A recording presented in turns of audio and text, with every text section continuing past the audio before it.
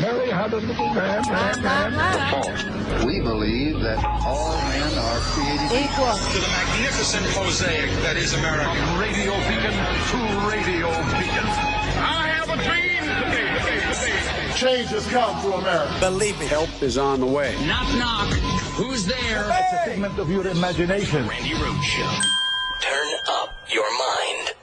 It's Friday, you bastards. Another very strong month of job creation in the American economy. 428,000 jobs added back. This is the 12th month in a row of job creation. It's a little bit lighter than the average for the beginning of the year, which is an average of like 560 some thousand every month. That's a lot of job creation, but still a big number. In normal times, a number like this would be absolutely blockbuster. But remember, we're trying to dig out of that big jobs hole created because of the coronavirus pandemic, the coronavirus recession. We're still down a little over a million jobs over the course of the entire crisis. 3.6% is the unemployment rate. That is essentially steady there. We've had a couple of revisions in February and March, but overall, you can see this is a strong trend in the American labor market, no question. And the jobless rate has come down dramatically from the worst of things in 2020 when you were looking at almost 50%, 15% unemployment rate. Now, we saw wages increase, you guys, by 5.5%. That's pretty strong wage growth overall. That's one of the concerns that some economists have. They'd like to see the job market, believe it or not, slow down a little bit here so it doesn't spin off even more inflation in the economy. As you know, the Federal Reserve is working very, very hard to try to tamp down on inflation right now, try to do that by raising interest rates. So a lot of changes happening in the American economy at the moment. For you, what that means, jobs are plentiful, wages are rising, but so are costs in terms of inflation, and borrowing costs will be rising. So anybody who's got a credit card, a home loan, a car loan, if you're getting new loans, you're going to have higher interest rates for all of those things. So a lot happening in the economy, you guys. There is a lot happening in the economy, you guys. There is a lot happening in the economy, but it's mostly really good. It's mostly like exceptionally good. So let's talk about the inflation, okay? Because people are still upset. They're very upset about inflation. And, the idea that inflation is something that's particular to America is foolish. It's stupid. It's, kind of a GOP talking point, but it's dumb. Why did I say but? No, it is dumb because it is a GOP talking point. Let's just look at the fact that inflation is global. Now, what in the world does everyone around the globe need in order to make their economies go?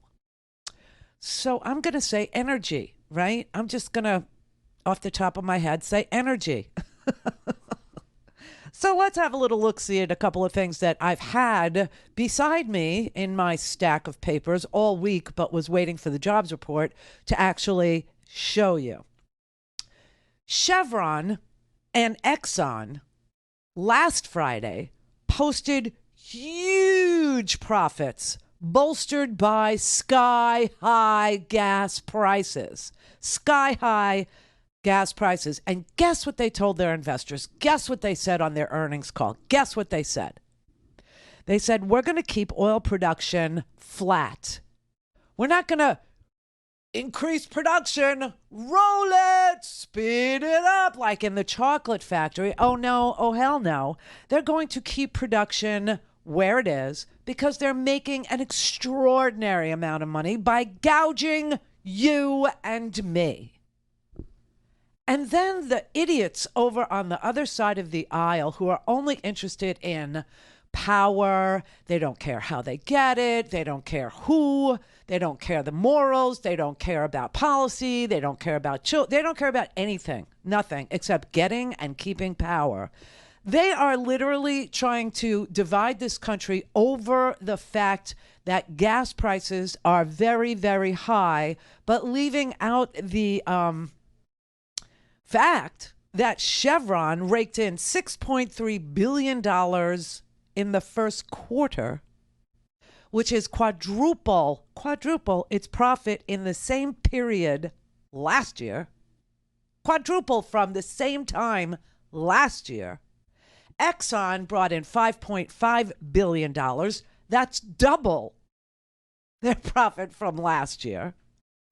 these two, well, all oil and gas companies, they are the biggest beneficiaries of soaring gas prices, obviously, and they don't have any interest in, America or Germany or, democracies around the world. They don't have any interest in any of it, to the point where they say, we're really hurting these democracies. We're hurting the ability for people to, and so we're going to increase production and we're going to invest in, new production or whatever. No. Instead, they have taken these profits. They've decided they're keeping production flat, and they've taken these profits. And I know this because they announced it. They said it out loud. They're not even trying to hide it. It's just that people who don't read newspapers or people who don't watch news, like real news, they have no idea that this has actually gone on and that this is public knowledge. But last Friday, they announced plans to triple its stock buybacks, to triple its repurchases up to $30 billion through 2023. Chevron said it's going to purchase a record $10 billion of its own stock. The CEO of Exxon was on this call and he said, quote, "I want to acknowledge the very real impact the high prices are having on families all around the world. You may recall we anticipated this with industry investment levels well below those required to offset depletion." What? So this is even more egregious. They're very aware of how it's hurting us.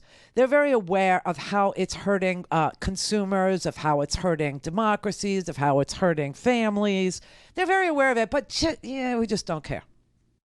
We just don't care.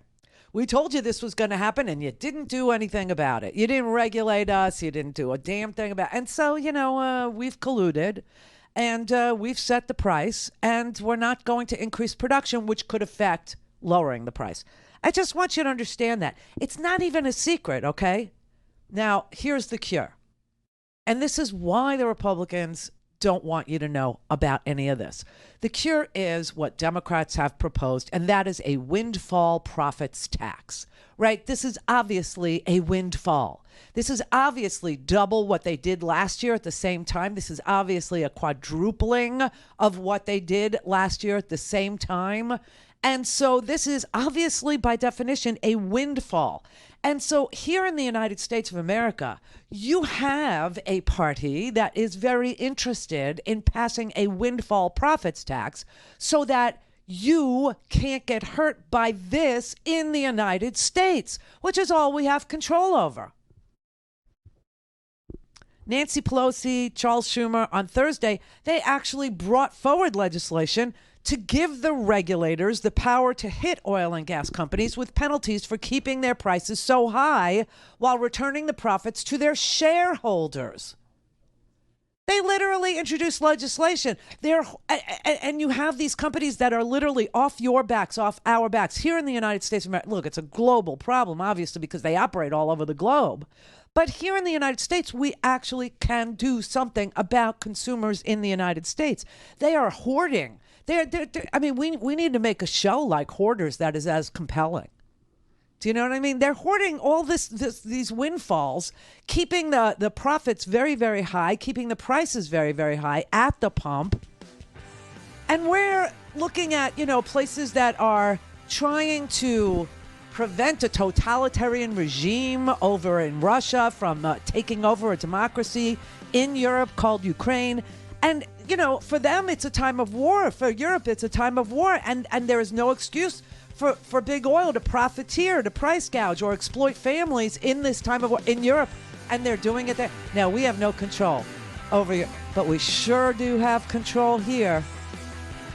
So what would it take? What would it take? Well, we're back to the same conundrum that we are when it comes to a party that's saying one party is for freedom and one party is for giving you a choice. And the choice in the GOP is become a mother forcibly or become an inmate. Yeah, or become an inmate. That's their definition of freedom. All things Randi at RandiRhodes.com. Go for launch. Speaking truth to power, the Randi Rhodes Show. extremely limited options. Democrats have been desperately trying to find a path forward to protect access to abortion for millions of women in this country. They do have a plan, but they do not have the Republican support they need to get it done.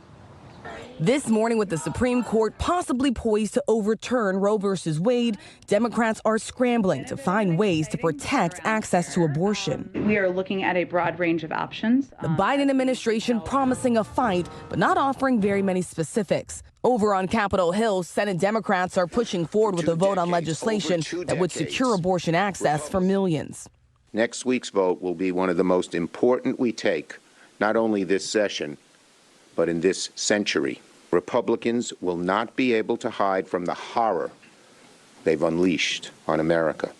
But that bill is almost certain to fail. Democrats don't have enough Republican support to get it passed. Only 2 Republican senators support abortion rights, Susan Collins and Lisa Murkowski. Both support legislation that would make a woman's right to obtain an abortion a federal law. My goal is to codify what is essentially existing law. That means Roe v. Wade. But Collins declared she will not support the Democrats' bill because it goes too far. This as states race to put their own rules in place before the Supreme Court ruling. Republican lawmakers in Louisiana advanced a bill to classify abortion as a homicide. As Connecticut's Democratic governor signed a bill protecting patients traveling there from states that have outlawed abortion. No politicians are going to get between you and your doctor. Outside the Supreme Court, demonstrators face off. Oh, my God. As investigations into who leaked that opinion draft continues. Chief Justice John Roberts reportedly telling a judicial conference the leak was absolutely appalling. Roberts saying he hoped one bad apple wouldn't change the way Americans view the Supreme Court. Oh, it's gematria, everybody, because, you know, Michael Jackson also sang about one bad apple don't spoil the whole bunch, baby. So it must be, you know, a QAnon gematria thing, because, you know, their whole thing about Kabbalah, which is Jewish. It's Jewish mysticism. They think that they're onto something that's new. And then they say, well, Michael Jackson told you about ABC. It's 1, 2, 3. Yeah, I mean, this is a very sick and twisted time that we live in. But obviously, the violence or the kind of, disgusting behavior that will come in front of the Supreme Court will be the pro-life people versus the pro-freedom people. And I just want to show you how ridiculous pro-life people are, okay? They're pro-gun, which has one function, and that's to take life. But, okay, set that aside. So here is Louisiana. Louisiana Republicans have advanced a bill that would charge women who do seek, medical help to end a pregnancy as homicidal maniacs. They want to actually call abortion homicide. Make no mistake about it. This is a homicide statute that they are crafting. And Wednesday, they advanced the bill in the House, in the Louisiana State House. It does classify abortion as homicide, and it allows prosecutors to criminally charge patients. It does. And so if you look at it, homicide is punishable by death. How are they pro-life? I'm sorry, I'm so confused by them. It's punishable by death, but it's a pro-life position. What is wrong with people? Wake up. This is crazy. This is madness.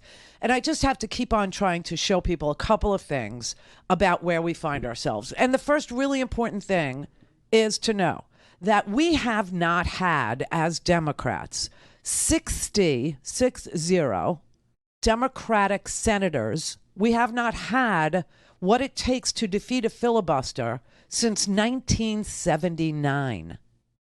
Since 1979.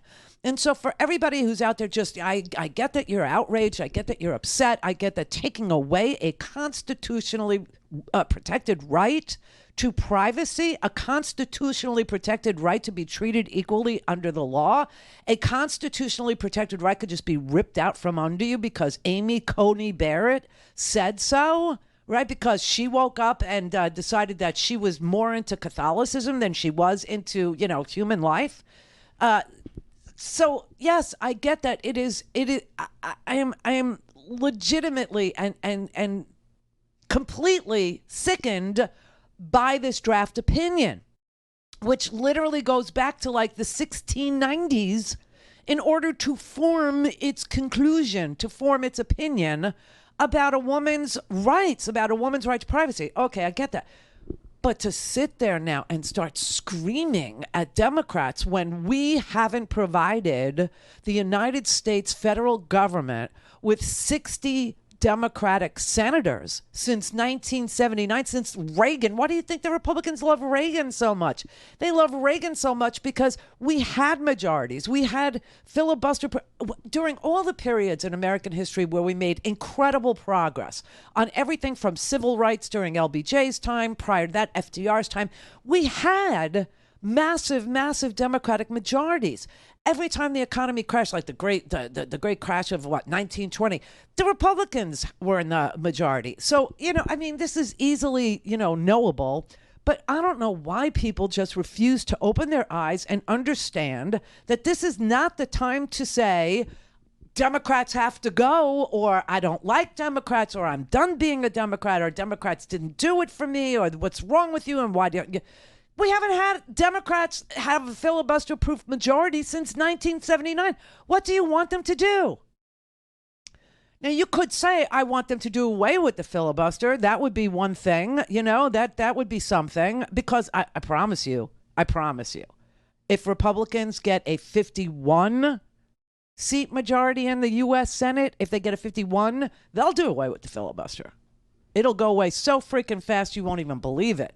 Because that's what Mitch McConnell did in order to put Amy Coney Barrett there. That's what Mitch McConnell did to get, Kavanaugh there. That's what they did. And, of course, he had to also, hold open Scalia's seat after he died so that Obama wouldn't get to fill that seat for a year. He had to do that. So they're disgusting. They're horrible people. And it's because this is how they hold on to power. You have to understand also the other part I want you to know. When Roe v. Wade was decided way back in 1973, do you know what the vote was? Do you know what it was? It was 7-2 with 5 Republican appointed justices voting in favor of Roe v. Wade, voting in favor of a woman's right to privacy, voting in favor. And no one was upset about it. Evangelical Christians weren't upset about it. Jews weren't upset about it. Nobody was upset about it. Southern Baptist, nobody was upset about it. Nobody. Until they started to understand that it was a potent political tool that they could use. And then all of a sudden it became a thing. It was never a thing. Do you know why? Because people who actually read the Bible, people who actually like it, they have read Genesis 2:7, which says that life begins when God breathes into your face. Call in, connect. To speak to Randi, call 561-270-3844. 561-270-3844. This is an issue that is defining for this country today. And if the American people don't stand up for equality for every American at this moment in time, we will be undermining a right to privacy in more than this context. Women deserve freedom and bodily autonomy. We deserve to be able to make decisions about when we are having children, under what circumstances we are having children, how many children we are having, and at what time we are having children. I would like to speak to America's men for 1 minute. Imagine you do not have authority over your own body for 10 months.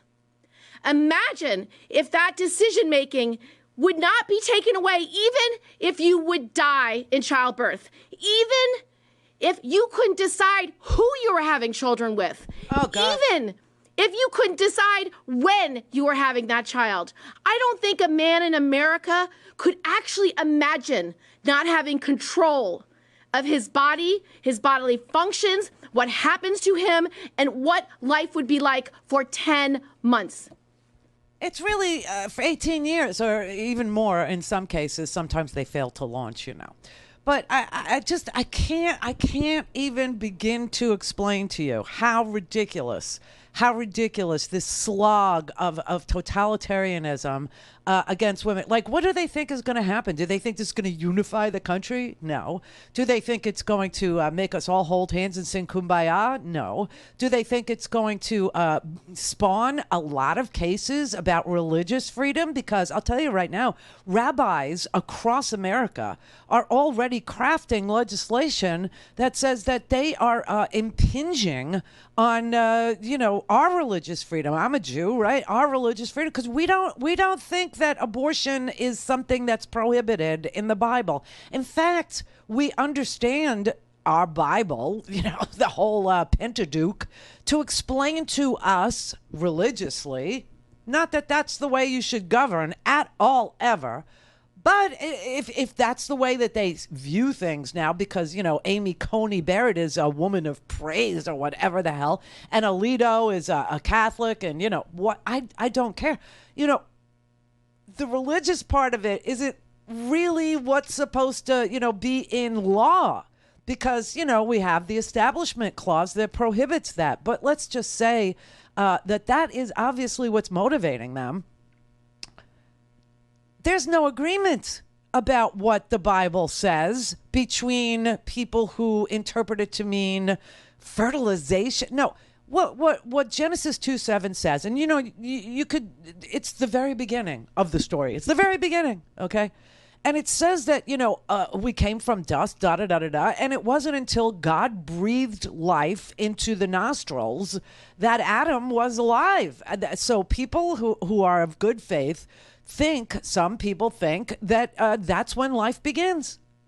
That's when life begins, when you take your first breath. In fact, a lot of people think that. What's interesting is that when Roe v. Wade was decided, a lot of religious people from all religions believed that too, and that's why there was no pushback on Roe v. Wade. And there wasn't. There were 5 Republican votes for Roe v. Wade. You understand that, right? And that's because, first of all, I don't think that they felt that uber religiosity belonged in court decisions. But secondly, I don't think anybody who was religious thought that the Bible prohibited abortion, when we know that in the Bible, there's actually prescriptions for potions that women could drink so that they could self-abort. There's also punishment for a man who kicks a pregnant woman in the stomach that doesn't punish him for doing any damage to, the baby. It just says that her husband can, demand that the guy who hurt his wife, can, pay some sort of a penalty for hurting his wife, not because he forced the woman to, lose her child. Not at all. So I know that this is just a political thing, and I want people of good faith to understand that this is just a political thing, and that what you're for is really pro-death, because the only reason why we haven't locked women up in this country prior to this court decision, right? The only reason why, like Alabama and Louisiana and Texas didn't go that far is not just because we had Roe v. Wade. They didn't even try to test that law by locking women up under homicide statutes, because they knew that that would be excruciatingly unpopular. And what's more popular is just saying, oh, well, we won't go after the patient, we'll go after the doctor. Or we'll go after the person that sends the pills through the mail, or we'll go after the teledoc session. You know what I mean? But no, Louisiana is now showing you exactly what they always dreamt of doing to women, and that's locking them up under homicide statutes. I mean, you have to understand that this Louisiana statute is a homicide statute, and that it does what it needs to do by saying, falsely, that from the moment of fertilization, that is a life. That is a life that must be protected under Louisiana law by virtue of enforcement of a homicide statute, a criminal statute charging Now, you better eat right. You better not, smoke cigarettes or any other thing. You better not, do anything. You better walk. You better do every thing to protect this pregnancy that you possibly can, or else, I mean, God forbid you should miscarry. That's now going to be what? Under investigation? That's actually, and what about in vitro fertilization that helps people who can't get pregnant to get pregnant? IVF actually requires the destruction of fertilized eggs. You understand? They have to implant a number of fertilized eggs to see and hope that a fertilized egg embeds itself in a woman's uterus and grows into, a zygote, and then proceeds through the... so IVF will be illegal too. You understand that. You will not be able to get in vitro fertilization because you can't, no plan B for you. That would be chargeable. A miscarriage would probably be, investigatable. Like under what circumstances? Did you not drink enough water? Did you not, did you have, a sip of wine? Did you smoke a cigarette? Did you, this is just crazy. You see how crazy it is.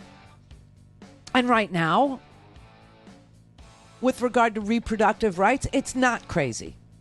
It's not. So why are they looking to make it crazy?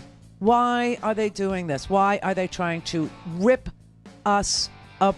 Oh, that's right. Because democracy must die. That's why. And a house divided cannot stand. And so this is one of the most potent issues they got in the GOP. This is the best this one in racism. And by the way, racism is the reason it is. It's the reason why abortion became a thing in religious communities. Do you know that? Yeah, it had to do with Christian schools wanting to remain segregated. Swear to God.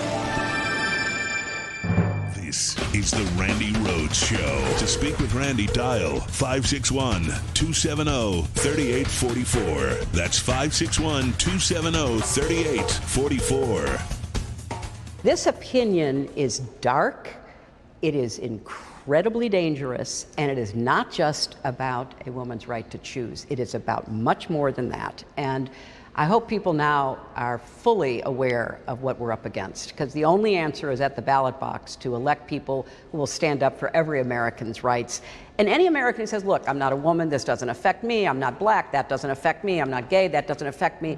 Once you allow this kind of extreme power to take hold, you have no idea who they will come for next.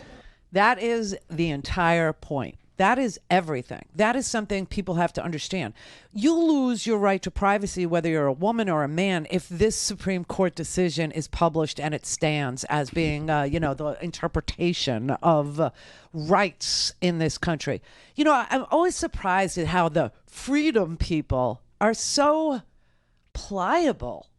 They're so easy when it comes to taking away a right. And that's what's happening here. That is absolutely 100% what's happening here, is a right that Americans have come to rely on for the last 50 some odd years is now being vanquished. It's being taken away from you. And by you, it's not just women. If you lose the right to privacy, then you know how I keep on showing you how China has become this crazy surveillance state where everyone can be identified by their face, or everyone could be identified by the way they walk. Everybody's got a profile. Everybody's got a computer file with the government. Everybody in China, has a social score. I swear to God, a social score. Neighbors rat out neighbors in order to get, a better social score. And what is that social score used for? Well, it's used to determine where you can work. It's used to determine where you can live. It's used to determine what zip codes, what district, is available to you as a person in, the communist Chinese Republic. You lose privacy. That happens here. You already have, AI companies in the United States of America that are helping law enforcement, right? They have so many images of so many people because we voluntarily put those images on the internet, right? And they're already helping law enforcement. But then you take the reins off and you say, oh, well, people don't have a right to privacy in their own home. They don't have a right to privacy in their own papers. They don't have a right to privacy in their own person. They don't have a right to privacy in their own things, right?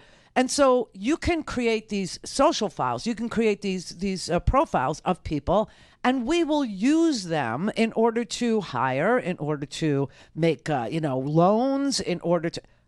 You understand that, right? But Republicans are just so prone to giving away the store. They're just so amenable to taking away rights as long as they feel it's yours and not their rights. But it is their rights. It's everybody's right to privacy. That's being challenged here in this decision. Now, I went to the break, and I just want to finish up by explaining to you that when Roe v. Wade was first decided, the only religious group that was always opposed to it, the only religious group that never loved it was Catholics. Catholics opposed it. And, this is why I think Catholics have worked so hard to become Supreme Court justices.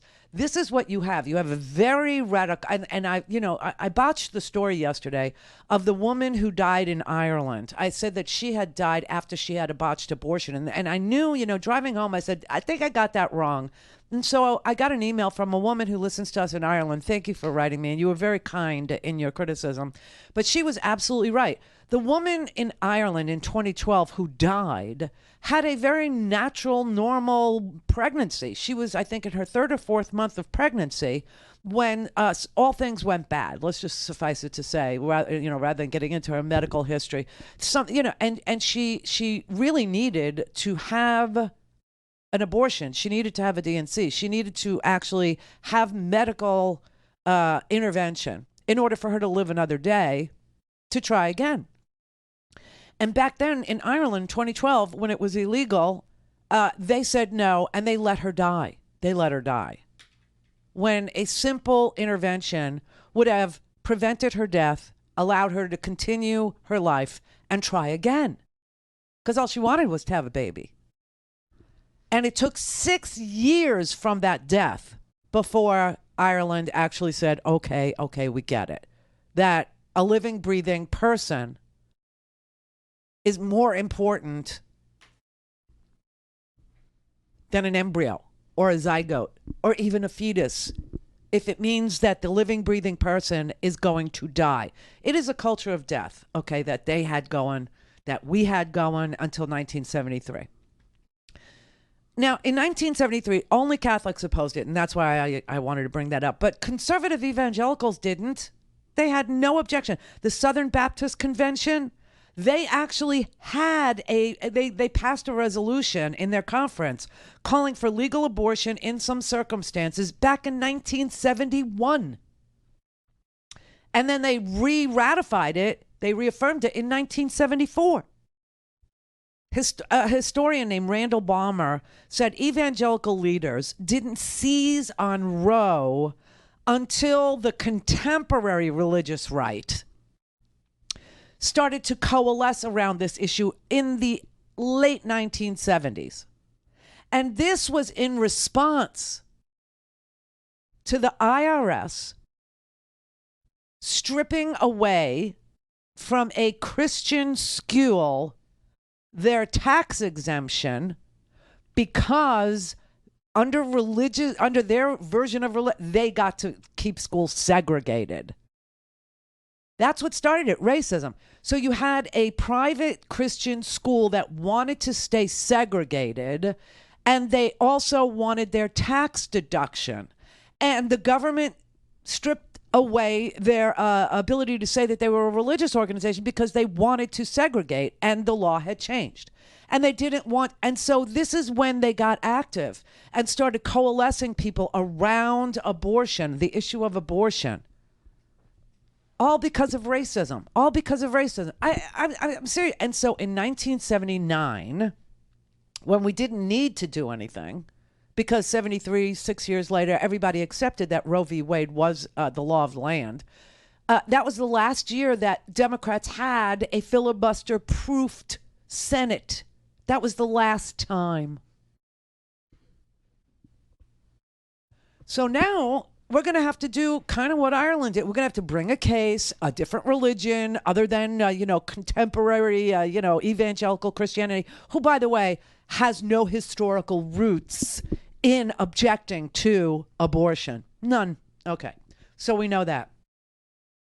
So you know what it's going to take, don't you? Because they keep wanting to infuse religion. They keep wanting to find a way to bring religious tyranny to people who have different faiths than the modern version of evangelical Christianity, people who are Jewish, people who are Catholic, who have, decided that a woman's life matters, people who are, and so that's what's going to happen. You're going to see there's going to be a lawsuit brought by a religion that is going to say that their religious freedom to make choices about their own lives is being taken away by the Supreme Court, and their view of this religion, of the modern contemporary version of evangelical Christianity, which is new. It's new. It's relatively new. Or you could say it's really old, like Alito did, and go back to 1690. It's so messed up. It's so disgusting, and they're doing it to literally tear us apart. It's so funny because Alito, in his ruling, he blamed controversy over this issue. That is the reason why he felt he had to insert himself into the national discussion here after 50 years. He wrote, "A national controversy has embittered our political culture for half a century." Do you think this decision is going to bring us together, or do you think it's going to set one upon the other in such a virulent manner? Well, I promise you, when this thing gets published, and it will, listen, the leak. No, it's just because, you have John Roberts there, who lost control of his own freaking workplace. He lost control of the court. He lost control of the Supreme Court of the United States of America. Lost control, even after being given all the gifts that Mitch McConnell's Senate could hand over to him. Been given all the manna, all the fruits under his eye. They still messed it up, right?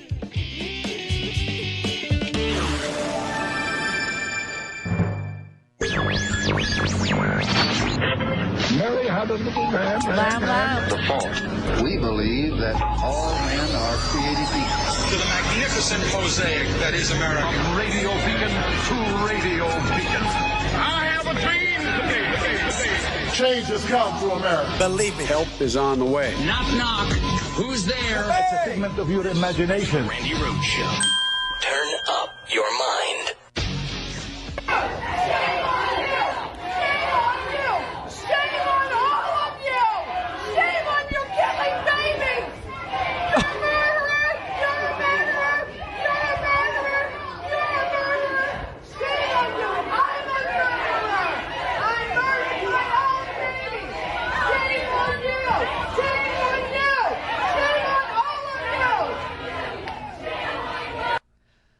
Everybody meet Sue Dilemmas from New Hampshire. She is a legislator standing there screaming at her constituents, "You're a murderer, you're a murderer, you're a murderer." She's like the Oprah Winfrey of, murder there.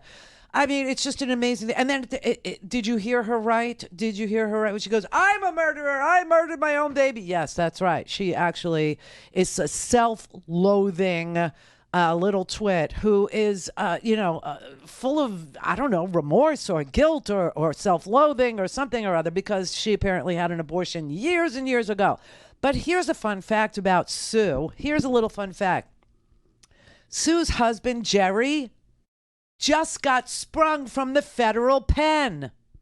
Yeah, Sue's husband, Jerry Dilemmas, has been in the federal prison system until November 9th of last year. November 9th, 2021.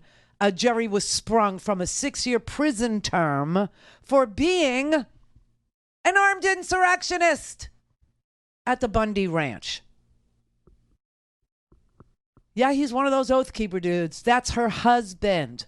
This couple is screaming at people in New Hampshire that they're murderers. It's so sick. He was arrested in 2014 in Nevada because they were rounding up cows on the Bundy Ranch from public land. Remember, it was all about grazing rights. It was all about freaking grazing rights. And so he got, he went on trial. They convicted him. He got 6 years for being an armed insurrectionist. That is her husband. We got some beauties here. You know, there's a guy who just won a GOP primary, who's sitting in prison right now for throwing a giant flower pot at his wife's head, killing her, and then dumped her body over a bridge. He won a Republican primary to be a member of the school board. This party is just, it's incorrigible. There is no salvation for it. It is so immoral, and it is so completely disconnected from American democracy and the American way and truth, justice, and the whole thing. I mean, Superman is like found his kryptonite. And you know what it is? Know what it is, everybody? It's the freaking GOP. It's Donald Trump. It's Trumpism. These people are bat crap. They are literally lunatic, fringy people. Taking away constitutionally protected rights. And for some strange reason, some people think that it's only going to affect women, or it's only going to affect people who are pregnant. No, you're talking privacy. That is the right that they are taking away. Now, I understand that he goes, oh, well, this opinion is only for abortion. This opinion only applies. You know what? In Bush v. Gore, the Supreme Court said, well, this is just in this one instance. It's not to be used as precedent. And guess what, everybody? Guess what? Bush v. Gore has been cited as precedent 200 times since 2020. 200 times in court cases. The idea that this is going to stay in the realm of women's pregnancies is bullcrap. It's ridiculously naive for you to think they're not coming for you too. Who is next? That is the question. And a lot of people feel like they know the answer. And the next answer, the next target, obviously, is going to be gay marriage, right? The next argument is going to be marriage itself. Because it's not deeply rooted. Well, neither is hatred. Mary Kay in Washington. Hi, Randy. Hi, Mary. This is all tyranny. Yeah, it is. Isn't this the definition of tyranny? Yes, it is. Weren't the right scared to death of that with Obama? They're liars. They're liars, and they, yes. Where they sit depends on where they stand. Mm. You know what I mean? If they sit on the Republican side of the aisle, then they'll stand for any damn thing that Republicans tell them to. They have no principles. They have no morals. They have no guiding, compass or anything that they firmly believe. All they want is power. That's it. That's what they want. They want to be in power, even if they're a minority in this country. They want to finagle a way to be in power, even though their numbers are dwindling. And that's what they've settled on. That's what they're doing. They are, and that's scary. Oh, it's worse than scary. It's unconscionable. It's something we shouldn't tolerate. It's time to rage, you understand. I mean, I used to tell you, don't get mad, because when you vote and you're mad, you make bad choices. No, now the advice is a little different. Now the advice is rage. Literally rage against this machine. Literally rage at the loss of a constitutionally protected right to privacy. Literally rage at the culture of death that has, shown that it will not stop. It will not stop at living, breathing women. It will not stop at women who already have families. You know what? Last night I read a woman tweeted. It was the most moving thing I'd read in a very, very long time. And she wasn't, like a blue check. She wasn't, what people would say as an influencer or somebody, would say, oh, well, this woman, is trying to affect politics or anything. No, she's just a woman who lived long enough to tell you that she was alive pre-Roe v. Wade. And that her memory of a pre-Roe v. Wade world is so disgustingly evil that she wrote this very long Twitter thread about how she was 8 years old. And when she was 8 years old, this was pre-Roe, she remembers that her mother was having a pregnancy. And her mother was going to die if her mother couldn't get a DNC, right? If her mother couldn't get treatment from the hospital. And in order, it was pre-Roe, so the hospital would not perform anything interventional because she was pregnant. Her father, she remembers going to the board of the hospital. And the board of the hospital was asking, like, why should they care about, this woman? I mean, obviously she's going to die and that's that. And, he said, because she's a mother. You're protecting, you're protecting this pregnancy because you care about, babies. She's got babies at home. She's got a whole family at home. I'm her husband. We have children together. And the board said, bring the children. Let's see if it's true. Swear to God. And so she remembers as an 8-year-old child being brought in front of the hospital board to advocate for her mother to be spared from dying because she and her brother needed their mother. And the hospital didn't want to give in. They didn't want to give in. And you know what happened? I mean, at the very end, it's crazy, but there was a Jewish doctor. And the Jewish doctor said, this is crazy. This makes no sense. It's not against my religion. I will help her. And that's how her mother's life was saved. This idea that this is a pro-life thing is very misplaced, very bizarre. But the bigger issue is you're losing your right to make your choice. All things Randi at RandiRhodes.com. Go for launch. Speaking truth to power, the Randi Rhodes Show.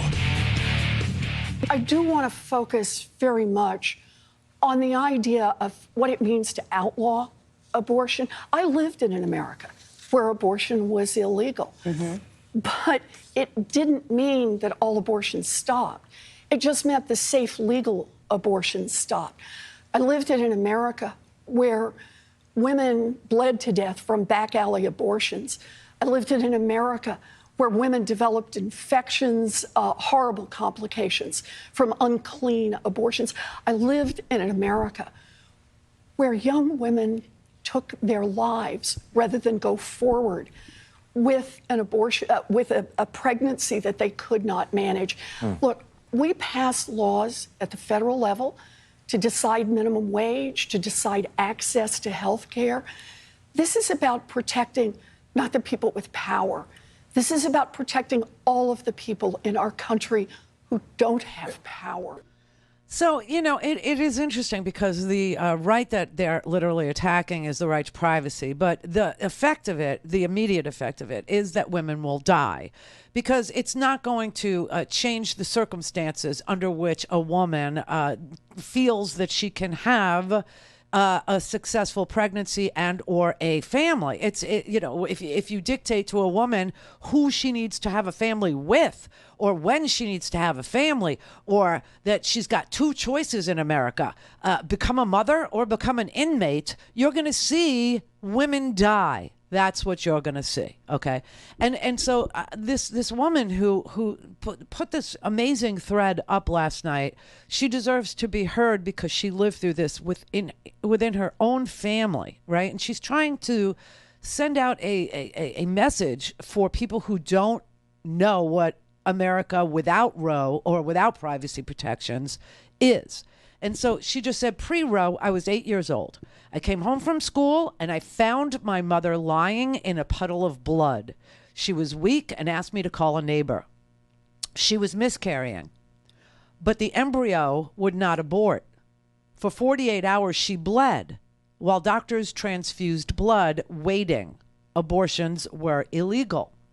My father was required to bring my little sister, I thought it was a brother, it's a sister, and I to the hospital boardroom to prove to the board that there were children to consider.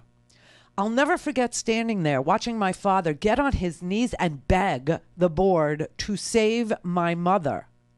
The embryo was not viable, and yet it was killing my mother. I stood in that boardroom for hours listening to a group of old men argue about saving a woman by removing an embryo. I didn't understand what they were saying, except that my mom was going to die if they voted against abortion. My father was crying. This strong man who I had always felt so safe with was crying because he was helpless in saving my mother. And if you don't think that affects a child, you are so wrong. I will never forget that scene. I had so many questions and no one to explain. 72 hours after it began, the board voted to abort the embryo and save my mom. 72 hours of no sleep from my dad. 72 hours of not knowing if my mom would live. When Roe v. Wade was decided, I felt such a relief that no family member would ever have to go through the grief we went through. 2 years ago, my daughter had an ectopic pregnancy. It was attached to an artery, and if it burst, she would bleed to death before she could make it to an ambulance. But because of Roe, her life was saved. She did not have 72 hours for doctors to decide if her life was worth it. I have 5 granddaughters. I shudder to think that if one of them has a pregnancy that endangers their lives, that they may not be saved. We cannot go back. Do you know what actually saved my mom's life? Our family doctor was Jewish. He threatened to leave the hospital if they were going to force their Christian values on this Jewish doctor. The right-wing Supreme Court are Christian Taliban. Well, there's 2 things about that. I mean, there's a lot of things about that should just send, your empathy level sky high. That should just, open your eyes about what a pre-Roe world was like, right? Because I don't remember a pre-Roe world at all, okay? But I will tell you this. I had an ectopic pregnancy. I was living in Oconomowoc, Wisconsin. I had an ectopic pregnancy. I'll never forget it. I went to the emergency room, and every woman knows this. When you go to the emergency room and you're younger than I am now, they presume that you're pregnant until proven otherwise, right? And so I went in there and I was sweating and I was feverish and everything else, and so they made you pee into the cup, and the pregnancy test came back positive, and so they sent me for a sonogram. And found that I was pregnant, but that the embryo was lodged in my fallopian tube. That is what an ectopic pregnancy is. And if your tube bursts, you will become septic and die. You will die. And so the doctor came in, gave me the news, and said to me, "You have 10 minutes to call anybody you want. Then you're going to the OR." And that was it. I had 10 minutes. 10 minutes to call my mother. That's what I did. I called my mother, who said, "Call somebody who understands what you're saying, because I do not." Okay? Pre-Roe. My mother had no clue what the hell I was talking about. But, that now we can die. Now I can die. Now everybody can just die. You could just, go. Now, her mom was having a miscarriage, obviously, but the embryo would not abort. And her mom was literally bleeding to death. And men had to sit around a boardroom and be presented with evidence of previous children and a family unit, and then take 3 days while this woman is bleeding to decide what to do.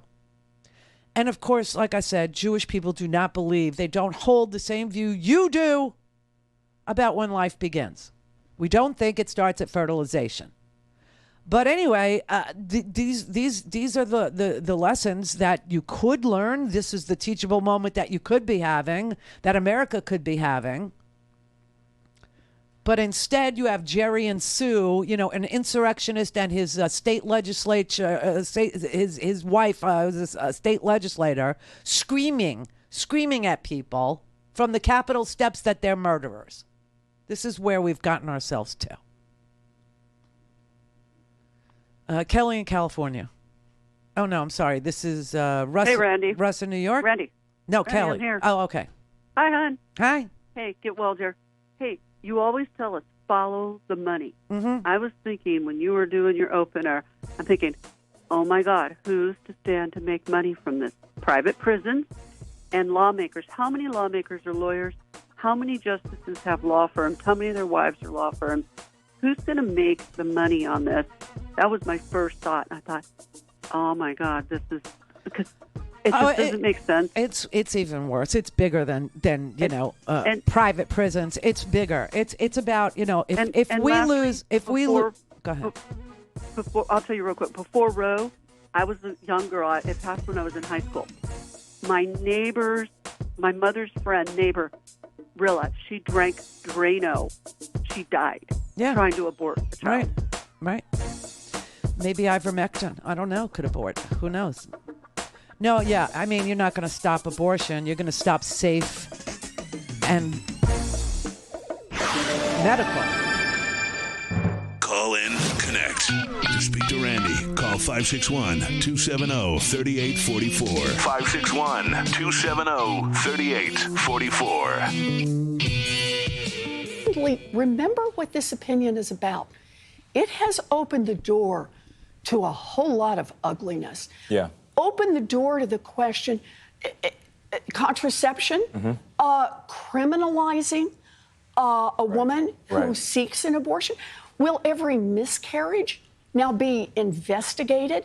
Will women be charged if they're working too many hours and put their pregnancy at risk? This is a kind of invasion that if the Supreme Court has its way here and we don't fight back at the federal level, could touch the lives of every one of us. Yeah, just like you're saying now, in the book you write, you believe in a woman's choice no matter how difficult the decision. But there is a question, should there be any limits on abortions? I'm going to put it this way. I think that the woman who is most affected should be at the heart of this. Of course. I think that she should be able to call on her partner, her mother, her priest, her rabbi. She should be able to bring in the people she needs. But in a pregnancy, I don't believe that it is the state that should intervene with its heavy hand and make the decision. It's so interesting how the pro-freedom people who like to ban books and threaten children and call, dead children acceptable collateral damage because they love their guns more than they love their children, or, and they, now all of a sudden they love, embryos and zygotes and fetuses and fertilized eggs more than they love living, breathing women. It's so obviously untrue, right? So again, we were just talking to the caller there, and she was saying, you always say follow the money. Yes. What does the big money want? What does it want? Well, it thrives in chaos, that's for sure. So this causes lots and lots of chaos, lots of division, lots of hatred, lots of, screaming and yelling and people with bullhorn. You'll see when the protests actually begin in earnest at the Supreme Court, right? They've already put up the fencing and they're, the Supreme Court justices are going to be, in peril. No, it's going to be the protesters, just like it always is, just like in Portland it was, just like everywhere. There's people that are demanding their rights, are always confronted by people who don't want them to have those rights. And the proletariat, the unwashed masses, us, go at each other, right? Because this is, what polarization does around controversial topics. This is like police reform or justice or equal justice under law. But so big business loves that. They love that because when it's chaotic, They can steal, meaning they can, get legislation through that has nothing to do with the issue. They can, say, hey, let's sunset Medicare and steal the Medicare trust fund once and for all because, we're so sick of, having to overbill Medicare in order to make our obscene profits or whatever it is. But think about this. The central issue that they are ruling on is privacy rights. Privacy rights. All right. So what does that mean? Well, yes, private prisons, they will have more inmates, if women are criminalized for, having an abortion or for having a DNC to save their, whatever, we understand that there will be, more cases, there will be more homicide cases, a criminality, that we've, of something we haven't ever seen in our lifetimes. Okay, we get that. But think about the invasion of privacy, like what does that mean to big business? Well, it means that, big business can now surveil you. They can surveil you in how you shop. They can surveil you in your productivity at work. They can, surveil you. They can monitor everything about you, everything. And I think we've all learned that knowing your shopping habits or knowing your psychological profile or knowing your productivity levels benefits them. It benefits them. And right now there are privacy rights that protect you from being surveilled in this manner, let alone the law enforcement surveillance that will occur, or the factory surveillance that already occurs in some factories, right? They can already gauge the productivity of certain workers and they know when you go to the bathroom. Shouldn't we be working against that sort of thing? Of course we should, as human beings, as people who work for a living. But big business doesn't want to see us work against those things. Big business loves those things and wants to expand those things. They want to be able to get you to pee in a bottle on the production line. Or that's it, you're fired. So it's the whole surveillance industry. It's the whole artificial intelligence industry. It's the whole production industry. It's every big business's wet dream to defeat privacy rights for an ordinary, average American citizen. It's also the interest of private education. And, this whole thing started, right? I told you, the entire pushback against Roe v. Wade did not happen in this country. That's why no one remembers any protests about the initial passage of Roe v. Wade. Nobody remembers, people on the streets screaming and yelling at the Supreme Court when they actually guaranteed a woman's right to privacy when they decided Roe v. Wade in 1973, because there wasn't any. There wasn't any. There was no pushback. There was no, Catholics were against it. I will say that. But like I said, the Southern Baptist Convention, they passed a resolution calling for, legal abortion. They were for it. They understood it. They thought it was an issue of, protecting a woman's right to live. And they thought too many women had died from back alley abortions. They thought too many women had gone to hospitals who needed help because they were miscarrying and were turned away and were allowed to bleed out. They were allowed to die. No fault of their own. Their bodies, were not ready to carry a pregnancy, and they had miscarriages. It happens all the time. Sadly, it happens. But so this all happened because evangelical leaders decided that this was a good rallying cry in response to the Internal Revenue Service stripping a segregated Christian school, plural, actually, it wasn't just one school, it was schools. Christian schools wanted to remain segregated 15 years after Brown or more, okay? And the evangelical, church was they were pissed that they couldn't segregate their Christian schools anymore. And so they decided that wasn't galvanizing people. And so they dreamt up this pro-life thing, this crazy thing where women should die to elevate the life of a fertilized egg. That's what happened here. That is how this started, and the Bible is a very shoddy defense. for saving the life of a woman. But if you think it's polarized now, just wait. Because about half the states are going to, prohibit abortion. And, 11 states won't even allow for exemptions of rape and incest. Just to divide us and take away our right to privacy. This is the Randi Rhodes Show. To speak with Randi, dial 561-270-3844. That's 561-270-3844. Our Republican colleagues have stacked the court. And as I was listening to Tammy talk about Wisconsin, I thought we always said they'd take us back to the 50s. They're taking us back to the 1850s. That's what we're talking about here. But they may have the majority on the U.S. Supreme Court, but we have the people on our side. And in election time, they always say, don't get mad, vote. Well, we say, get mad and vote, because that's what we're going to be doing on behalf of the women and the men who stand with them, the people of America, next week. Seriously, it's time to rage, okay? We are not free if this is the law, right? There's no way that you could say we're a free country if you're taking away a woman's ability to choose her own destiny. If you're going to stick the government in between a woman and her doctor, you're not a free country. You're something else. You're something beyond what America thinks it is. Linda in Arizona. Yes. Hi, Randi. Hey. I have a theory I want to ask you about.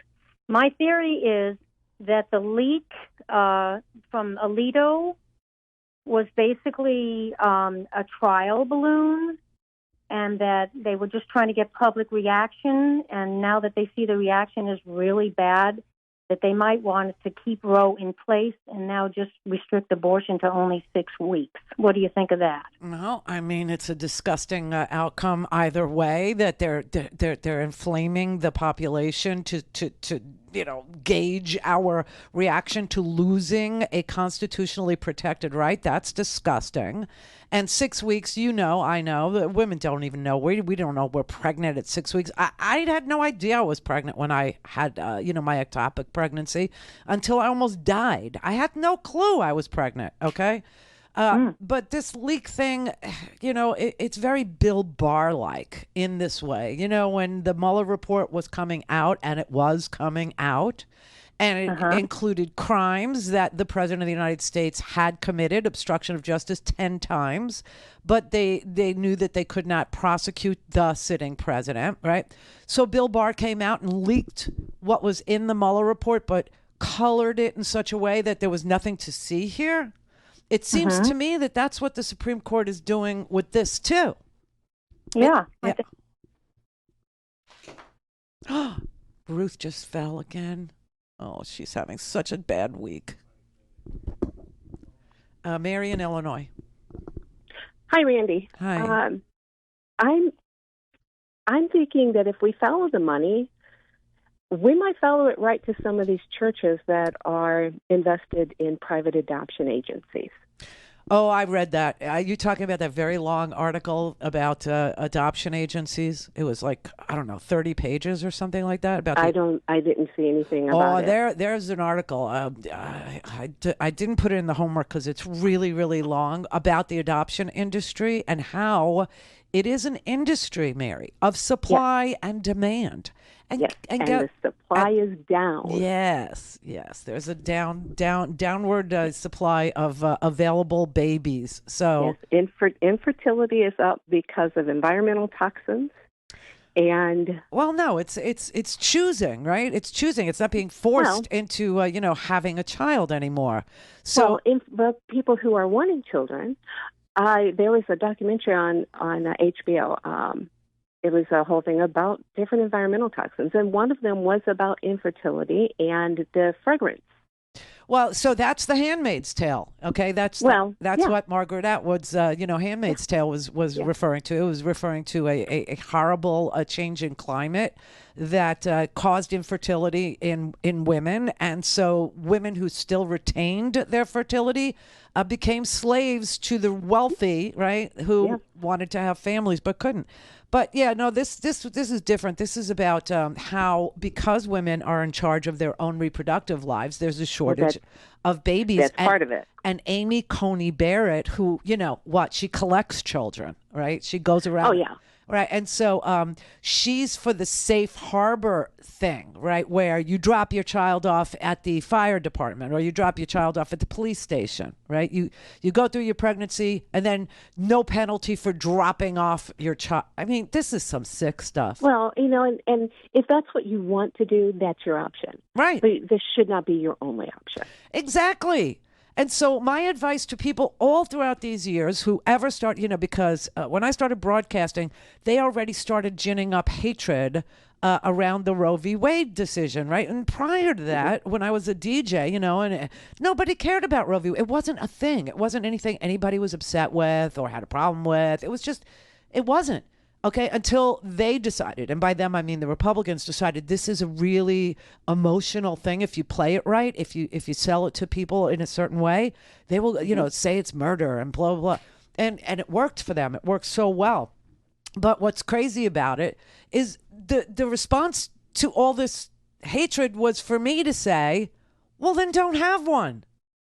You don't have to. If you don't believe in it, don't do it. Right, don't do it. And so why isn't that mutual? Why can't they say to me that if I don't want a baby, I shouldn't have one, and if they don't want an abortion, right? I mean, because I could understand that if when you have the baby, they supported you throughout motherhood. I would say, okay, maybe they really do care about the baby, but they don't. No. Once you have that baby, you better pull yourself up by your little baby bootstraps and get yourself to work. Your baby booties. Yes. No, I agree with. I mean, listen, we don't have paid family leave. We don't have, guaranteed health care for that child. We don't have, guaranteed nutrition assistance. We don't have guaranteed, income for families. We don't have daycare, childcare that is even. Well, we barely feed the mothers while they're pregnant. Right. I know, it's such a farce. The whole thing is just it's a pretend world that they want certain people to live in, and it's effective for them. And the haves and the have-nots. Yeah, definitely. I mean, there's no question that there is no love for the child. I have said for 20 years, they love the fetus, they hate the child. And by hate, I mean hate. They will let that child go unfed, unsheltered, uneducated, sleep on the street, sleep in a car. They couldn't care less. So it's just the issue they like. It's not the child. And it's definitely not women they like. They just like the issue. It performs well for them, just like racism. Brother David. One little time, you pull out a prop, and where does it stop? Where does it stop? Where does it stop? I've been channeling Tevye all week. It's freaky, leaky, fascist fallout, fight or flight Friday, sister. Mm-hmm. Here we are. Well, we're not there yet, David. No. November will tell us whether we're there or not. No, when they publish this, decision. Well, yes, exactly. June is going to tell us whether we're there or not. You're right. Of course, you're right. The thing is that they don't want to take us back to the 1860s. They don't want to take us back to any 60s. They want to take us back to as it was in the days of ancient Rome, with the patricians and the plebeians and the slaves. And that's why we have to get mad. Oh, listen, this is beyond, taking away my autonomy, which to some men is fine. This is about attacking everybody's right to privacy. You understand. There will not be... the Fourth and Ninth Amendment were conveniently overlooked in that leaked draft. Yes. Yeah. So I want everybody to understand what's really at issue here. While you might delude yourself into thinking that your biblical worldview belongs in government, and you're willing to go there because God told you to do it, whatever. I just want you to know that what you're really sacrificing at the altar of a misplaced belief in a shoddy understanding of what the Bible actually says about this issue, just saying, what you're really sacrificing is privacy. What you're really sacrificing is being able to do what you want in your own home, in your own bedroom, in your own privacy of your own life. That goes away with this decision. Absolutely, and it is just a slippery slope of dominoes that can be applied to anything in American life. Right. Done. And people need to understand the issue that way, because that is what they're sacrificing. They're not sacrificing me. Okay, I'm too old to even have this affect me anymore. I do have a child who, by the way, is coming to me. I have to test after the show, and God help me, I need to be negative. Candles lighted, sister. Thank you. But there are still more of us. We have 2 children that we love, Howard and I, and they're both of childbearing age. But it doesn't affect me personally, okay? Obviously, I'm way past that. But it does affect everybody's ability to have privacy. That's why old, young, male, female, everybody needs to give a crap about the sacrifice of privacy rights, which is what's being taken away from all of us. Have a good weekend.